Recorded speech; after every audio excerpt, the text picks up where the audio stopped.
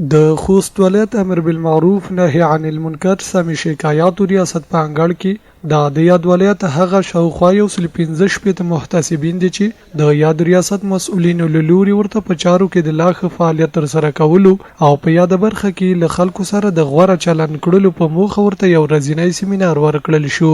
د یاد ریاست مسؤلینو په وینا دغه محتسبینو ته د شیوخ اعظم له لوري په نیکیو د امر او له بدیو څخه د ساتنې په ارزښت په یاد برخه کې د لاخ فعالیت تر سره کولو او له خلکو سره د غوړه چلن کړلو په موخه ارزښتمن بیانونه تر سره شول چې له دې څخه به محتسبین په خپل برخه کې پوره ګټه پورته کړي.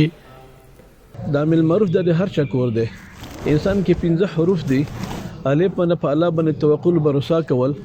نور باندې پیغمبر اطاعت کول، سین باندې سلامتی غوښتل بلته او د بل الف عامل معروف نور باندې نهي عن المنکر. چې انسان د پنځه صفات پکې وي نه د عامل معروف د ټولو په شریک کور دی. نو موږ چې د ټولو مسؤلین دي کله ملت د مغرب چې په د ازاله منکراتو کې مخنیوي کې د دوی سره موږ سره همکاري وکړي. لله الحمد د دغه سپارښتنې ولرخونه ډیر څه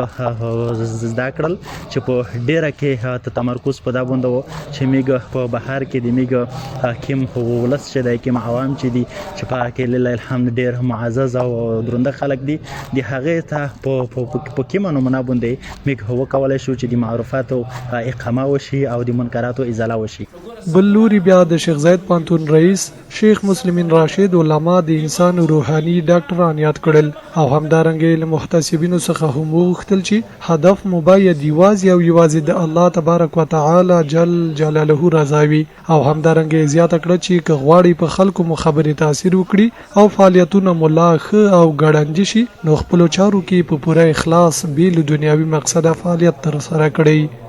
د عام خلکونه او خپل مسؤلینو نه مې درخواسته چې د امر بالمعروف نهي عن المنکر چې څومره علما دي او غوي سره همکار او خبرې ته غوږ او په ډیره ښه لهجه او په عاجزي ورسره برخورد وکړي او د علماو نه مې هم درخواسته چې کوم امر معروف نهي عن المنکر سره شعبه